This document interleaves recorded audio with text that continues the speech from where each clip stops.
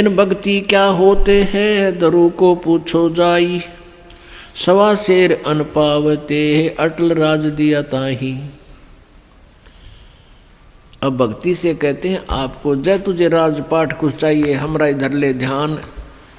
जैसे दोरू जी और उसकी माता जी को अलग से एक मकान में रखा जाता था और तोल के सवा शेर अन्न दिया जाता था दोनों माँ बेटों को।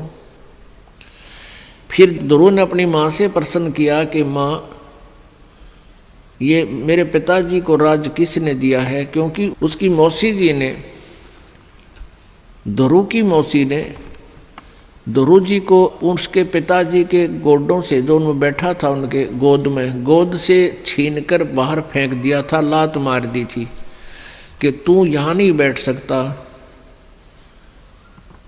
तो रोता हुआ अपनी माँ के पास आया और कहा माँ ऐसे ऐसे मेरी मौसी ने मेरे साथ ऐसा किया। माँ ने कहा बेटा उनका राज है, हमारा राज है नहीं।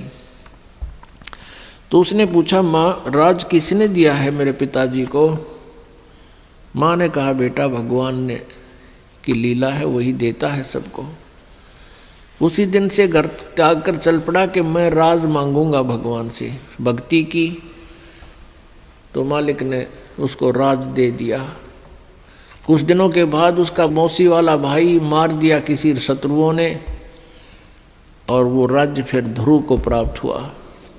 तो परमात्मा कहते हैं बिन भक्ति क्या होत है दरु को पूछो जाई, सवा शेर अन पावते अटल राज दिया ताही। भक्ति करने से अटल राज दे दिया, नहीं तो सवा शेर अन्न तोल कर मिला करता फिर ठाठ कर दिए। इस भक्ति के कारण कहते हैं मालिक ही सब कुछ दे सकता है, पूरी श्रद्धा के साथ साधना करो। लेकिन हमने अब ये ज्ञान हो गया कि हमने यो राज तो मांगना है को नहीं, आग लगे से राज के जिसने फिर नरक में जाना हो। परमात्मा कहते हैं तीन लोक का राज जय जीव को कोई दे, लाख बधाई क्या करे जय नहीं सतनाम से ने। यदि जिसके पास सतनाम नहीं है चाहे उसको तीन लोक का भी राज मिले, कहते के बधाई गावा ही तो नरक की तैयारी कर ली।